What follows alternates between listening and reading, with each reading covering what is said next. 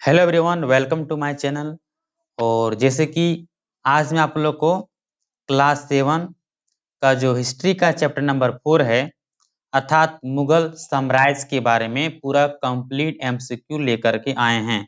ठीक है, तो अगर आप इस चैप्टर को पहले से पढ़े हैं तो आप इसका जवाब पहले से ही रखें और हमें बताएं। ठीक है, और अगर आपने नहीं पढ़ रखा है तो आप इस वीडियो को पूरा कंप्लीट देखें और इस वीडियो के थ्रू से आप एमसीक्यू को याद करने की कोशिश करें और समझने की कोशिश करें। ठीक है, तो चलिए आज हम लोग इस वीडियो के थ्रू, इस वीडियो के माध्यम से हम लोग जो क्लास 7 है इसका चैप्टर नंबर 4 कंप्लीट एमसीक्यू करने वाले हैं। तो चलिए हम लोग आगे की ओर बढ़ते हैं। चलिए, ये रहा आपका पहला सवाल। क्वेश्चन 1 में कहता है कि मुगल शब्द लैटिन भाषा के किस शब्द से बना है। जो मुगल शब्द है ये लैटिन भाषा के किस शब्द से बना है। तो ऑप्शन ए दिया है मोंग, ऑप्शन बी में दिया है मुगल, ऑप्शन सी में दिया है मूंग, ऑप्शन डी में दिया है मींग। अब इसका राइट आंसर क्या होगा? तो इसका जो राइट आंसर होगा वो होगा ऑप्शन नंबर ए अर्थात मोंग होगा। आइए आगे की ओर बढ़ते हैं। तो ये रहा आपका सेकेंड सवाल। दूसरा में लिखा है मुगल का अर्थ होता है। मुगल का अर्थ क्या होता है? तो मुगल का अर्थ होता है बहादुर या कमजोर या दुर्बल या इनमें से कोई नहीं। तो इसका जो राइट आंसर होगा वो होगा ऑप्शन नंबर ए अर्थात मुगल का अर्थ बहादुर होता है। मुगल का अर्थ क्या होता है? बहादुर। तो चलिए आगे की ओर बढ़ते हैं।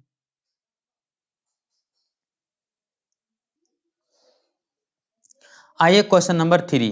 ओह, ये क्या हो रहा है? हाँ, क्वेश्चन नंबर 3 कहता है मुगल कितने राजवंशों के वंशज थे, मतलब कितने राजवंशों के वंशज थे। तो इसका राइट आंसर क्या होगा? ऑप्शन ए में 2, ऑप्शन बी में 3, ऑप्शन सी में 4, ऑप्शन डी में 1। इसका सही जवाब क्या होगा? ऑप्शन नंबर ए अर्थात 2। 2 राजवंशों से मिलकर के बना था मुगल वंश। ठीक है, तो चलिए क्वेश्चन नंबर 4 देखते हैं। क्वेश्चन नंबर 4 में क्या कहता है? क्वेश्चन नंबर 4 है, ये रहा आपका अगला सवाल। बाबर का शासनकाल क्या है? बाबर का शासनकाल क्या है? ऑप्शन ए 28 से 32, ऑप्शन बी 25 से 30, ऑप्शन बी 20 से 30, ऑप्शन डी 26 से 30। तो इसका जो सही जवाब होगा वो क्या होगा आप बताएं। इसका जो राइट आंसर होगा वो होगा ऑप्शन नंबर डी अर्थात 1526 से 1530, 4 वर्षों तक शासन किया था। चलिए क्वेश्चन नंबर 5 देखते हैं। क्वेश्चन नंबर 5 में क्या कहता है? मुगल का मूल नाम क्या था? सॉरी, बाबर का मूल नाम क्या था? बाबर का मूल नाम क्या था? तो बाबर का मूल नाम क्या था? इसका ऑप्शन दिया है जहीरुद्दीन मोहम्मद बाबर, ऑप्शन बी कहता है मोहम्मद बाबर, सी कहता है शेख मिर्जा बाबर और डी कहता है उमर शेख मिर्जा। तो इसका जो राइट आंसर होगा वो होगा ऑप्शन नंबर ए अर्थात जहीरुद्दीन मोहम्मद बाबर। ये किसका नाम था? मूल नाम, असली नाम। बाबर का असली नाम था जहीरुद्दीन मोहम्मद बाबर। ठीक है, उमर शेख मिर्जा इसके पिता का नाम था। ठीक है, चलिए क्वेश्चन नंबर 6 देखें। कहता है बाबर को फरगाना की गद्दी किस उम्र में मिली? मतलब यह इसका कितना एज था जिस समय इसको फरगाना की गद्दी संभालने के लिए मिला। ठीक है, तो इसका ऑप्शन ये दिया है 12 वर्ष, बी 13 और सी 14 और डी 15। तो इसका जो राइट आंसर होगा ऑप्शन नंबर ए क्या हो जाएगा? ऑप्शन नंबर ए अर्थात 12 वर्ष होगा। चलिए आगे बढ़ते हैं। क्वेश्चन नंबर 7 में क्या कहता है? पानीपत का प्रथम युद्ध कब हुआ था? पानीपत का पानीपत का प्रथम युद्ध कब हुआ था? Option A 1526, option B 1527, option C 1528, option D 1530। तो इसका राइट आंसर क्या होगा? इसका राइट आंसर होगा ऑप्शन नंबर ए 1526। ठीक है, मैंने बाबर के बारे में पढ़ाया, एक वीडियो अपलोड किया, ठीक है, उसको आप देख लीजिएगा। तो बाबर से आपका एक ही सवाल नहीं छूटने वाला है। उसमें मैंने बताया था कि पानीपत कहाँ है, और जो ये युद्ध हुआ था पानीपत का प्रथम युद्ध, ये किसके किसके बीच में हुआ था और क्यों हुआ था, इसके होने के बाद भी हमारा जो मुगल वंश है इसका स्थापना हो पाया था। चलिए, अगर आप नहीं देखे हैं तो उसको एक बार जाके जरूर देख लें। चलिए, क्वेश्चन नंबर 8, खानवा का युद्ध कब हुआ था? क्वेश्चन 8 में क्या लिखा है? खानवा का युद्ध, खानवा का युद्ध कब हुआ था? तो खानवा का युद्ध कब हुआ था? इसका ऑप्शन ये में लिखा 1528, 30, 26, 27। तो इसका राइट आंसर हो जाएगा आपका 1527 होगा। क्या होगा? 1527 होगा खानवा का युद्ध, ठीक है। राणा सांगा और किसके बीच में हुआ था? तो आपको पता है, राणा सांगा और बाबर के बीच में हुआ था। राणा सांगा और बाबर के बीच में यह लड़ाई हुई थी। चलिए, क्वेश्चन नंबर 9, चंदेरी का युद्ध कब हुआ था? चंदेरी का युद्ध कब हुआ था? Option A 1530, option B 1528, option C 1527, option D 1526। तो इसका राइट आंसर क्या होगा? इसका राइट आंसर बी होगा, अर्थात 1528 होगा। चंदेरी का युद्ध किसके किसके बीच में हुआ? तो एक साइड आपका था बाबर और दूसरा साइड था राजपूत लोग, ठीक है। इन दोनों के बीच में चंदेरी का युद्ध हुआ था, ठीक है। इसमें भी बाबर जीता था, ठीक है। आइए क्वेश्चन नंबर 10 देखते हैं। बाबरनामा किसने लिखा था? बाबरनामा किसने लिखा था? बाबरनामा को ही तुजुक-ए-बाबरी भी कहते हैं, तुजुक-ए-बाबरी भी कहते हैं। Option A Babur, option B Babur, option C Akbar, option D Birbal. तो इसका राइट आंसर जो होगा वो होगा ऑप्शन नंबर बी, अर्थात बाबर होगा। आइए क्वेश्चन नंबर 11, कहता है बाबरनामा किस भाषा में लिखी गई थी? किस लैंग्वेज में लिखी गई थी बाबरनामा किताब? किसने लिखा आपको पता है? बाबर ने लिखा है। और ये किस भाषा में लिखा है? अरबी में, फारसी में, उर्दू में, तुर्की में। तो इसका जो राइट आंसर होगा वो होगा ऑप्शन नंबर डी, अर्थात तुर्की भाषा में इसने लिखा था। आइए क्वेश्चन नंबर 12 की ओर आगे बढ़ते हैं। 12 में क्या कहता है? मुबियान नामक पद शैली का जन्मदाता कौन है? Option A Akbar, Babur, Shahjahan, Aurangzeb. तो इसका जो सही उत्तर होना चाहिए वो होना चाहिए क्या? तो आप बताइए। अगर आप सोच लिए तो अच्छी बात है, आप कमेंट में कर सकते हैं। और यहाँ पर मैं आपको इसका राइट आंसर बता देता हूँ। इसका जो राइट आंसर होगा वो होगा बाबर। क्या होगा? बाबर होगा। क्या होगा? बाबर, अर्थात ऑप्शन नंबर बी होगा। चलिए आगे की ओर बढ़ते हैं। बाबर का बड़ा बेटा कौन था? बाबर का बड़ा बेटा कौन था?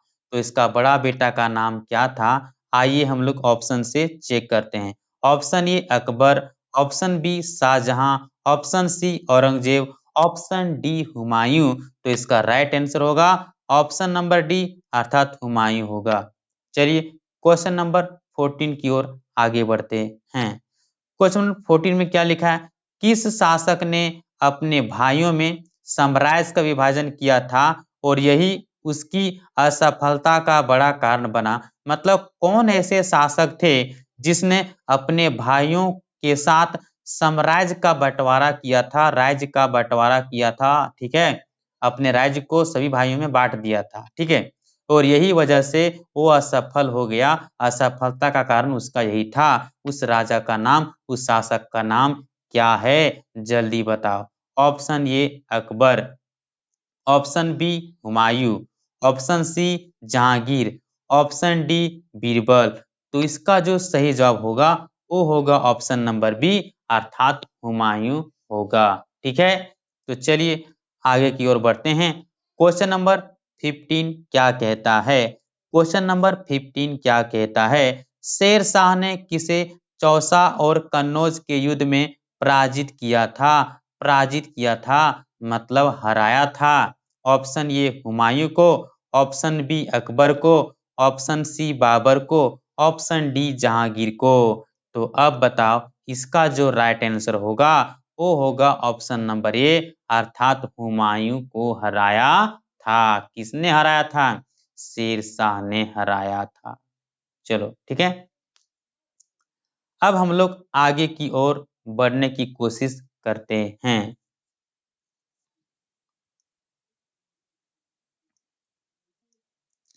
चलिए क्वेश्चन नंबर 16 की ओर आगे बढ़ते हैं।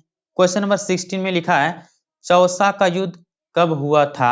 ऑप्शन ए 1539, 50, 40, 55। तो इसका जो राइट आंसर होगा वो होगा 1539, अर्थात option number A is the right answer होगा। चौसा का युद्ध कब हुआ था?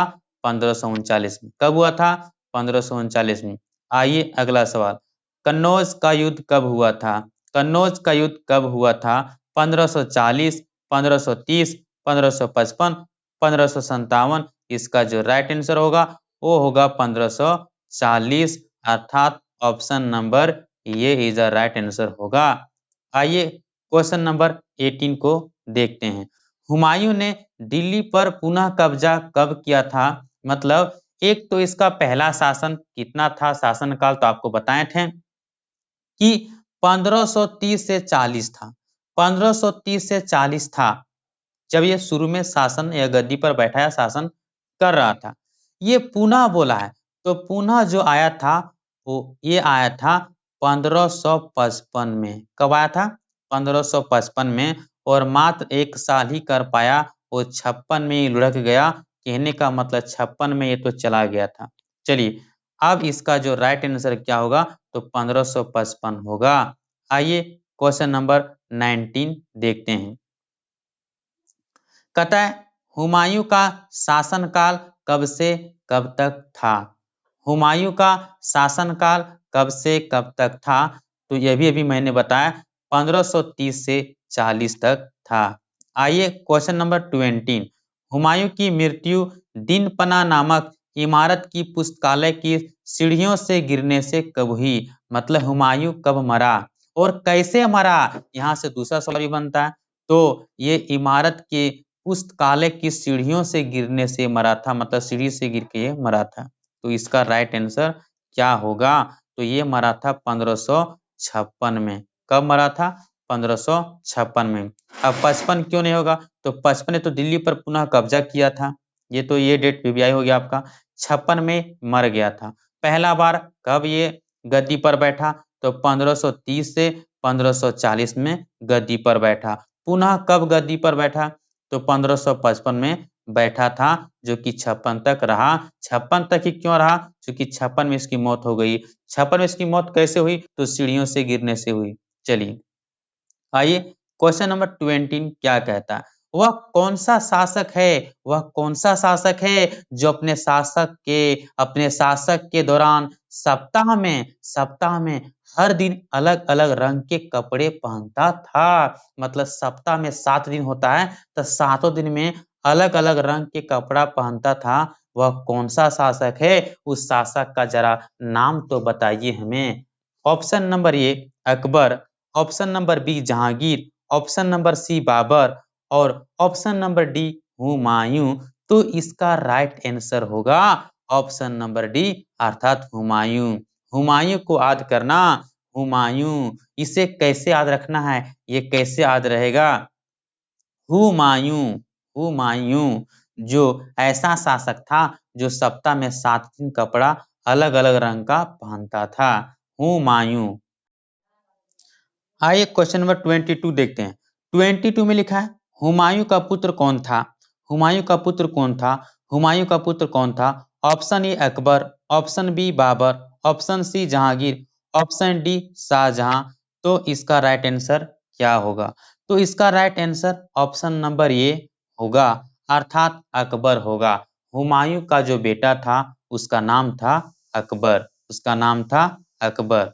चलिए क्वेश्चन नंबर 23 देखते हैं।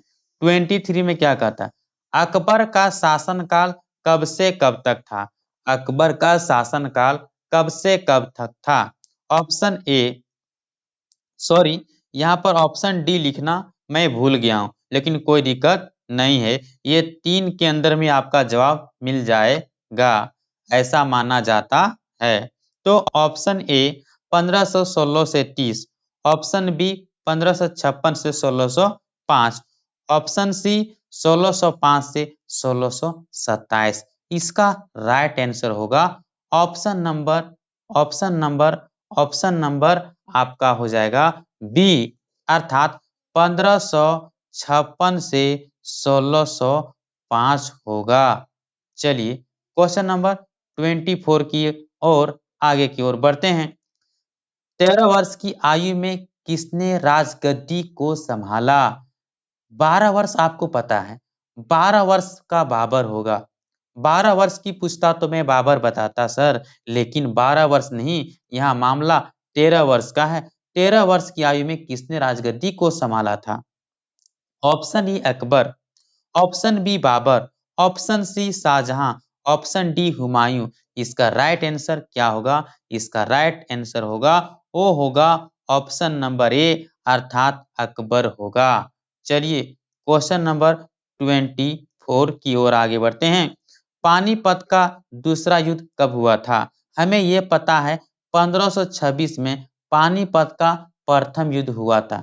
पानीपत का प्रथम युद्ध हुआ था, ठीक है। और आपको ये भी पता होगा कि 1500, अगर हम बात करें 26 तो सबको पता है, आपने पढ़ लिया है। 1627 तो अभी तक आपने नहीं पढ़ा है, इसको क्रॉस कर दीजिए। बचा 1556, 1528, ठीक है। तो आपको पता है इसका राइट आंसर हो जाएगा 1556, ठीक है, 1556। चलिए आगे की ओर बढ़ते हैं। 25, पानीपत का दूसरा युद्ध, अकबर के सेनापति बैरम खां। यहाँ पर यह भी क्वेश्चन बनेगा कि अकबर के सेनापति कौन थे, तो आप बताएंगे बैरम खां थे। तो बैरम खां को किसने पराजित किया? किसने? तो भैया option A Hemu, option B Mir Qasim, option C Mir Jafar, option D Jahangir. इसका राइट आंसर ये होगा, अर्थात हेमू होगा। आइए 26 कहता है 1576 में हल्दी घाटी का युद्ध किसके बीच में हुआ था? ऑप्शन ए अकबर और राजा मानसिंह, ऑप्शन बी महाराणा प्रताप और हकीम खान सूर, ऑप्शन सी अकबर और महाराणा प्रताप, ऑप्शन डी इनमें से कोई नहीं। इसका राइट आंसर होगा ऑप्शन सी, अर्थात अकबर और महाराणा प्रताप के बीच में हल्दी घाटी का युद्ध 1576 में हुआ था। आइए क्वेश्चन नंबर 28 करते हैं। जहांगीर का शासनकाल कब से कब तक था? जहांगीर का शासनकाल कब से कब तक था? ऑप्शन ए 1605 से 1627, ऑप्शन बी 1607 से 1657, ऑप्शन सी 1608 से 1657, ऑप्शन डी 1657 से 1668। तो इसका जो राइट आंसर होगा वो होगा ऑप्शन नंबर ए, अर्थात 1605 से 1600, ठीक है, 27 तक। आइए क्वेश्चन नंबर 29 की ओर आगे बढ़ते हैं। किसके शासनकाल में कैप्टन हॉकिंस और सर टॉम स्रो ने भारत आया था? मतलब किसके शासनकाल में, किस राजा के शासनकाल में कैप्टन हॉकिंस और टॉम स्रो, सर टॉम स्रो भारत आए थे? क्या होगा? आपको आपकी सुविधा का ख्याल रखते हुए यहाँ पर आपको ऑप्शन दिया जा रहा है, जहांगीर, नूरजहां, शाहजहां, अकबर। तो इसका जो राइट आंसर होगा वो होगा जहांगीर। क्या होगा? जहांगीर, अर्थात ऑप्शन नंबर ए हो जाएगा is a right answer. Jahangir की पत्नी का नाम क्या था? जहांगीर की पत्नी का नाम क्या था? तो इसका नाम था क्या? Noorjahan, Mehrunnisa, option C A B दोनों, option D none of this. तो इसका राइट आंसर होगा ऑप्शन सी, अर्थात नूरजहां या मेहरुन्निसा दोनों होगा। चलिए 31 क्या कहता है? 31 शाहजहां का शासनकाल कब से कब तक था? ऑप्शन ए 1627 से 1658, ऑप्शन बी 1670 से 1678, ऑप्शन सी 1657 से 87 और 78 से 90। तो इसका राइट आंसर क्या होगा? ऑप्शन नंबर ये होगा 1627 से 58। 32 किसके शासनकाल को मध्यकालीन भारतीय इतिहास का स्वर्ण युग कहा जाता है? Option A Shahjahan, option B Jahangir, option C Akbar, option D Babur. इसका right answer option number A अर्थात शाहजहां होगा। आइए 33 आगरा का ताजमहल, दिल्ली का लाल किला एवं जामा मस्जिद का निर्माण किसने करवाया था? कहता है आगरा का ताजमहल, दिल्ली का लाल किला और जामा मस्जिद का निर्माण किसने करवाया था? Option A Jahangir, option B Shahjahan, option C Humayun, option D Akbar. इसका राइट आंसर क्या होगा? तो राइट आंसर बी होगा, ऑप्शन नंबर बी अर्थात शाहजहां होगा 33 का राइट आंसर। आइए 35 क्या कहता है? औरंगजेब का शासनकाल, औरंगजेब का शासनकाल कब से कब तक था? कब से कब तक था? ऑप्शन यहाँ आपको दिया गया है 1658 से 1707, ऑप्शन बी 1540 से 45, ऑप्शन सी 50 से 55, डी 26 से 30। तो इसका जो राइट आंसर होगा वो होगा ऑप्शन नंबर ए अर्थात आपका 1658 से 1707 होगा। चलिए 36 देखते हैं। किसे जिंदा पीर भी कहा जाता है? किसे जिंदा पीर भी कहा जाता है? Option A Akbar, option B Aurangzeb, option C Sher Shah, option D Humayun. क्या होगा? क्या होगा? किसे जिंदा पीर कहा जाता है? किसे जिंदा पीर कहा जाता है? तो इसका राइट आंसर हो जाएगा ऑप्शन नंबर बी अर्थात औरंगजेब को कहा जाता है। औरंगजेब को कहा जाता है। आइए 37 शेरशाह सूरी का बचपन का नाम क्या था? शेरशाह सूरी का बचपन का नाम क्या था? बचपन का नाम क्या था? Option A Farid Khan, option B Hasan Khan, oh sorry option A Farid, option B Hasan, option C Hasan Khan, option D Ali Khan. इसका राइट आंसर ऑप्शन ये होगा अर्थात फरीद खां होगा। आइए 38 देखते हैं। शेरशाह सूरी को शेर खान की उपाधि किसने दी थी? शेरशाह सूरी को शेर खान की उपाधि किसने दी थी? Option A Lohani, option B Khan, option C Bahar, option D बहार खान लोहानी। बहार खान लोहानी। तो इसका राइट आंसर हो जाएगा ऑप्शन नंबर डी अर्थात बहार खान लोहानी हो जाएगा। 39 शेरशाह सूरी के पिता का नाम क्या था? शेरशाह सूरी के पिता का नाम क्या था? Option A Hasan Khan, option B Ali Khan, option C Farid Khan, option D Bakhsh Khan. तो इसका जो राइट आंसर होगा वो हो जाएगा हसन खान अर्थात option number A Hasan Khan. Option number A अर्थात शेरशाह सूरी के पिता का नाम हसन खान था। आइए 40 चलिए सेकेंड लास्ट क्वेश्चन देखते हैं। जीटी रोड का निर्माण किसने करवाया? जीटी रोड का निर्माण किसने करवाया? Option A Sher Shah Suri, option B Akbar, option C Babur, option D Humayun. इसका राइट आंसर हो जाएगा वो हो जाएगा ऑप्शन नंबर ए अर्थात Sher Shah Suri is the right answer. GT road का निर्माण इन्होंने ही करवाया था। आइए 31 देखते हैं।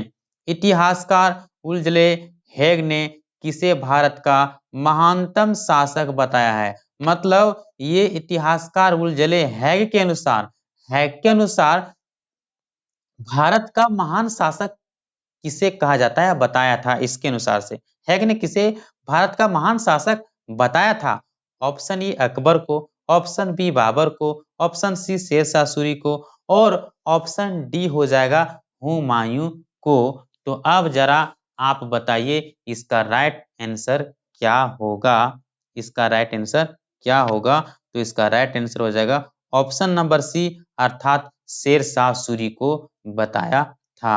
चलिए ये हो गया आपका चैप्टर कंप्लीट। Chapter complete. तो ये आपका चैप्टर कंप्लीट कर दिए, अर्थात चैप्टर 4 कंप्लीट हो गया। अगर 5, 6, 7 इसके नेक्स्ट चैप्टर चाहिए तो आप कमेंट बॉक्स पे कमेंट जरूर करें और वीडियो को अधिक से अधिक शेयर करें ताकि अधिक से अधिक इस बच्चे इस वीडियो को देख पाए और इस वीडियो का लाभ उठा सके, ठीक है। तो हमें भी तसल्ली मिलेगी कि बच्चों ने अधिक वीडियो को शेयर किया है, अधिक बच्चों को जोड़ा है और 7 क्लास के बच्चे जब ज़्यादा हो जाएंगे तो हमें भी पढ़ाने में मन लगेगा। तो आई होप आप वीडियो को शेयर जरूर करेंगे, अधिक से अधिक 7 क्लास के बच्चे को जोड़ने की कोशिश करेंगे और इसी प्रकार से एमसीक्यू आप पाते रहेंगे। तो चलिए मिलते हैं नेक्स्ट वीडियो में, तब तक के लिए धन्यवाद।